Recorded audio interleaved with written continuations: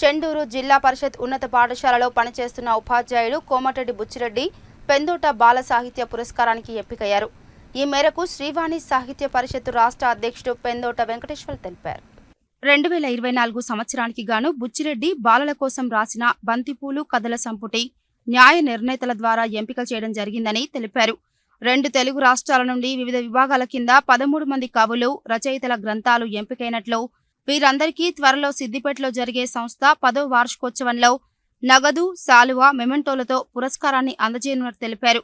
బుచ్చిరెడ్డి పురస్కారానికి ఎంపిక కావడం పట్ల చెండూరు హైస్కూల్ గెజిటెడ్ ప్రధానోపాధ్యాయుడు ఎడ్ల భిక్షం, ఉపాధ్యాయులు కంది నరసింహారెడ్డి, మర్రు నరసింహారావు, పందుల యాదయ్య, కొలిశెట్టి శ్రీధర్, లియాఖత్ అలీ, రావిరాల అరుణ, భార్గవి, శశిరేఖ, అలివేలు, రేవతి, రామనుజమ్మ, నాగశ్రీ, సునీత, శైలజతో పాటు కవులు, రచయితలు, వివిధ సంఘాల ప్రతినిధులు అభినందనలు తెలిపారు.